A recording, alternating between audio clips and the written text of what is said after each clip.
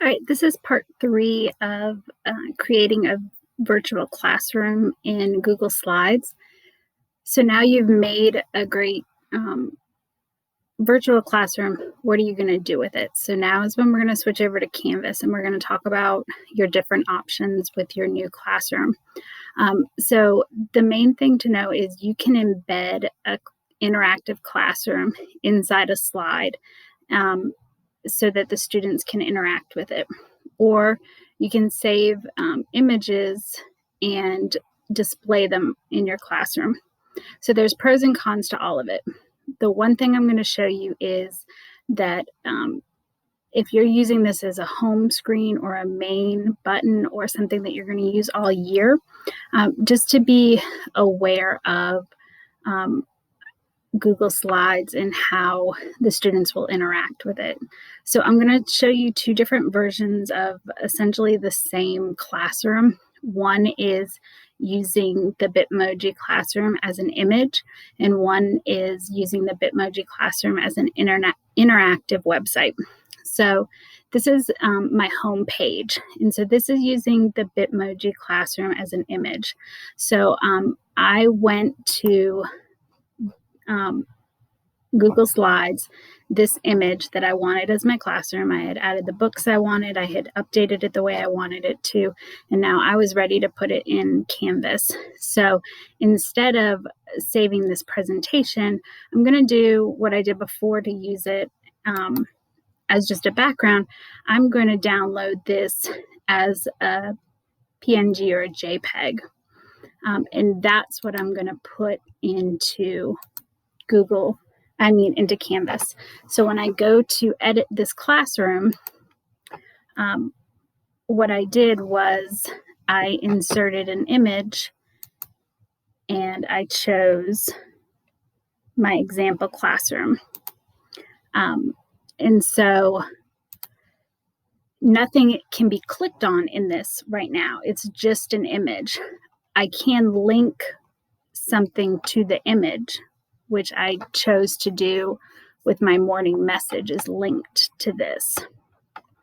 And then I added a reading, math, social studies, or science, depending on the unit we're doing, button, a useful resources, a Zoom, and a contact information button as my home page. So when they see this live, what it looks like for them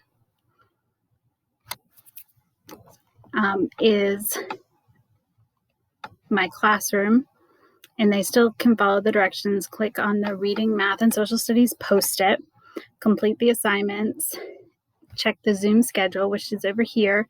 We'll tell them when their meetings are, and then they can click on me to do the morning message. So when they go to reading, they're going to be going to the reading classroom and the assignments for those days. And then there's the home button that they can go back to that home classroom, do the same for math. If they have questions, they can use the useful resources, or if they need to get in touch with me, they can use the contact me button. Okay. When they do click on me, the Bitmoji, it sends them to their morning meeting for the day, and they can listen to the video there. And then they can just close back out of that. And be back at the home screen. So the benefits of this are the fact that this can stay the same. I can duplicate this slide in Google Slides and start working on it for the next week. Let's say I want to change my Bitmoji. I want to take these books out and I want to put new ones in. Maybe I want to just do something little, like instead of flare pens, I'm going to put a coffee mug there that week. And I can be working on this for the following week and then save it. And the only thing I need to do is change the classroom image before the following week. So let me show you how it's different if you want to use the Google Slides. So you can go to any page. You can create a page. I just have a blank one called Embedded Example.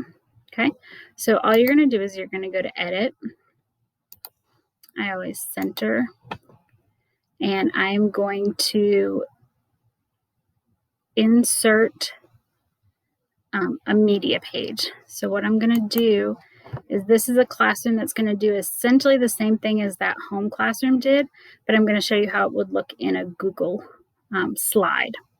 So I am going to publish this to the web as an embedded link. I'm going to copy that.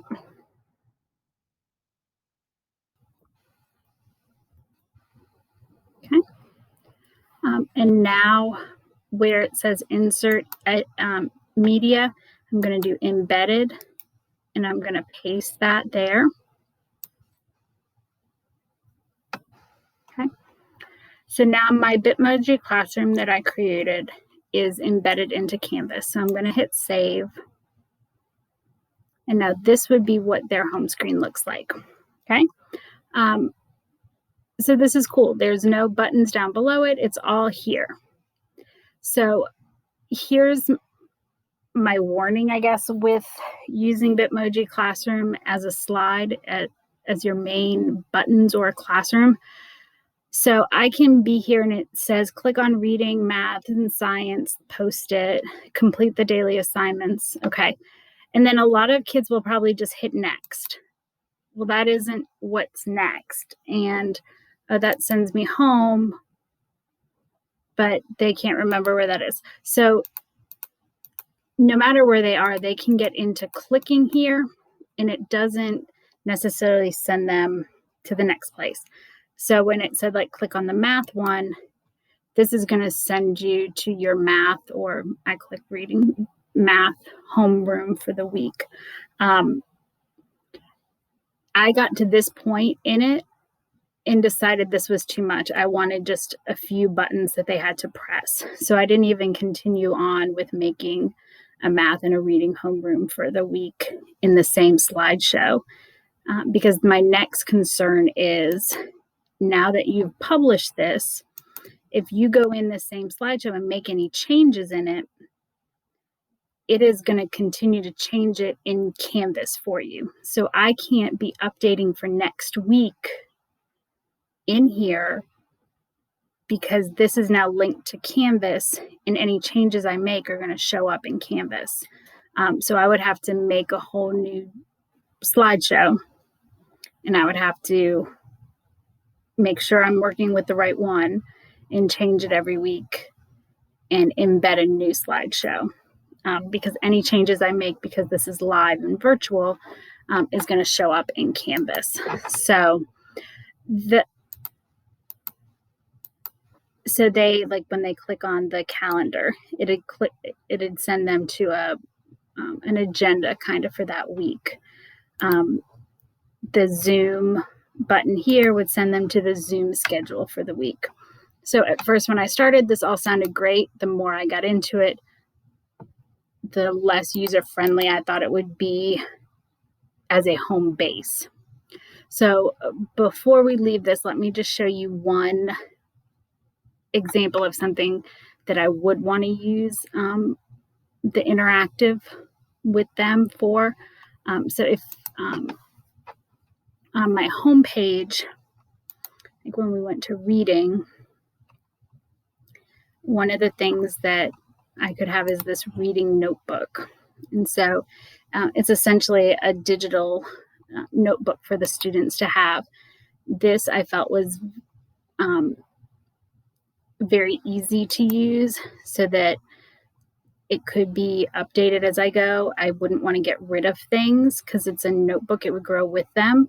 So while we're in Module 1, I could have all this in here, and they could find their notes that they wanted. And then once we got into Module 2, I could make those links active.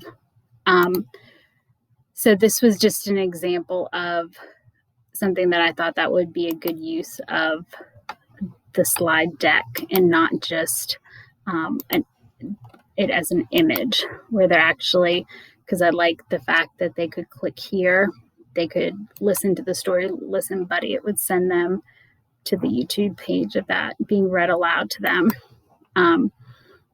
if they wanted things to be printed out, there is a place where I could attach PDFs so that they could have them printed out.